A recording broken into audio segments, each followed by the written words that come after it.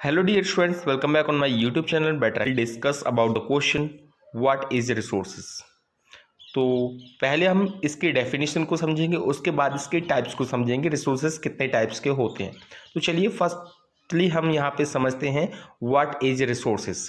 तो देखिए क्या है resource. Everything available in our environment which can be use to satisfy our needs.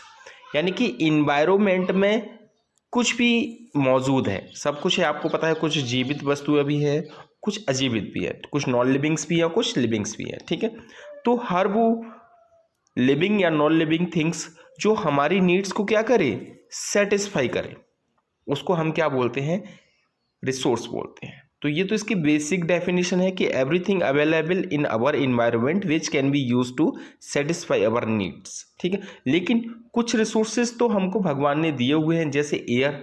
अब एयर को तो हमने रिसोर्स बनाया नहीं है, कुछ ऐसे भी रिसोर्स हैं जिनको हमने अपनी ज़रूरत नीड्स के अकॉर्डिंग क्या किया है, रिसोर्स में कन्वर्ट किया है। जैसे हमारा है, जैसे हमने घर बनाया, अब घर क्या है, हमने क्या किया है, अपनी नीड्स के अकॉर्डिंग रहने के लिए बनाया। ये भगवान ने बना के नहीं दिया, इंसान ने अपनी टेक्नोलॉजी का यूज़ करके इसको बनाया है। ठीक है, तो इसीलिए अगर कोई भी रिसोर्स हम उसको मानते हैं तो उसमें तीन बातें बहुत इंपॉर्टेंट हैं। वो तीन बातें क्या है, टेक्नोलॉजिकली एक्सेसिबल, यानी कि अगर हम किसी भी रिसोर्स को, अगर हम रिसोर्स बनाना चाहते हैं, अगर कोई भी थिंग्स है, कोई भी, ठीक है, नॉन लिविंग या लिविंग थिंग्स है, उसको अगर हम रिसोर्स बनाना चाहते हैं तो वो टेक्नोलॉजिकली कैसा होना चाहिए, एक्सेसिबल होना चाहिए, यानी हम उससे रिसोर्स बना सकें। दूसरा, इकोनॉमिकली फिजिबल। देखो कोई भी रिसोर्स अगर हम बनाते हैं तो उसमें पैसा लगता है, तो अगर हमको रिसोर्स ऐसा बनाना होता है जो सस्ता होना चाहिए, ठीक है, चीप होना चाहिए। इतना नहीं कि हमने क्या कर दिया, महंगा रिसोर्स तो बना लिया लेकिन उसमें खर्चा बहुत ज़्यादा आ रहा है, तो भी हम उसको क्या है, रिसोर्स नहीं मानेंगे, क्योंकि हम उसको यूज़ नहीं कर सकते, बहुत ज़्यादा कॉस्टली हो जाएगा। और तीसरा है यहाँ पे क्या, कल्चरली एक्सेप्टेबल।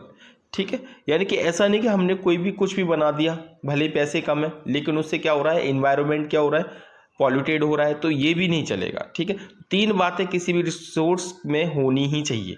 क्या क्या होना चाहिए, टेक्नोलॉजिकली एक्सेसिबल होना चाहिए, इकोनॉमिकली फिजिबल होना चाहिए, एंड कल्चरली एक्सेप्टेबल होना चाहिए। तब हम उसको क्या बोलेंगे, रिसोर्स बोलेंगे। तो समझ में आ गया क्या है रिसोर्स। मैंने बहुत ही सिंपल तरीके से समझाने की कोशिश की है। पहली बात तो आपके दिमाग में ये होना चाहिए, हर वो थिंग जो हमारे इन्वायरमेंट में मौजूद है और जो हमारी नीड्स को क्या करता है, सेटिस्फाई करता है, वो क्या है, रिसोर्स है। उसके बाद तीन बातें और आपके दिमाग में होनी चाहिए, कोई भी रिसोर्स क्या होना चाहिए, टेक्नोलॉजिकली एक्सेसिबल होना चाहिए, इकोनॉमिकली फिजिबल होना चाहिए, एंड कल्चरली एक्सेप्टेबल होना चाहिए। तब हम उसको बोलेंगे कि वो कंप्लीटली एक अच्छा रिसोर्स है। क्लियर हो गया, ये तो ही डेफिनेशन, आई होप आप लोग को समझ में आ गया।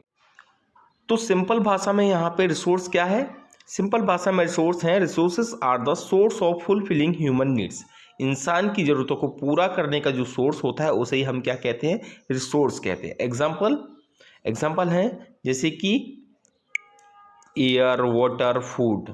ठीक है, एयर से हमें लाइफ मिलती है, वाटर से भी हमें लाइफ मिलती है, हमारी बॉडी के लिए बहुत ज़्यादा ज़रूरी है, और फूड भी हमारे लिए ज़रूरी है। ठीक है, तो ये सभी क्या है, हमारी नीड्स को क्या कर रहे हैं, फुलफिल कर रहे हैं, इसीलिए हम इनको क्या बोल रहे हैं, रिसोर्स बोल रहे हैं। ठीक है, तो रिसोर्स समझ में आ गया। इसके बाद हम बात करते हैं यहाँ पे टाइप्स ऑफ रिसोर्सेज की।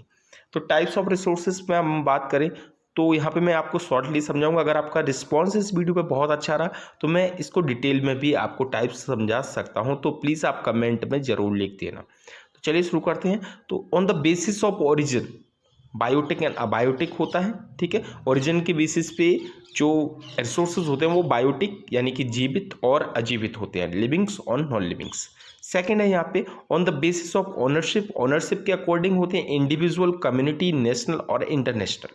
ठीक है, थर्ड है यहाँ पे on the basis of exhaustibility. Exhaustibility का मतलब होता है जो खत्म हो जाते हैं, जिनको दोबारा से हम ठीक है, दोबारा से हम रिन्यूएबल नहीं कर सकते, तो वो है रिन्यूएबल और न्यू रिन्यूएबल।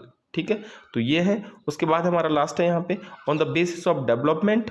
तो डेवलपमेंट के अकॉर्डिंग यहाँ पे है potential, developed stock and reserve.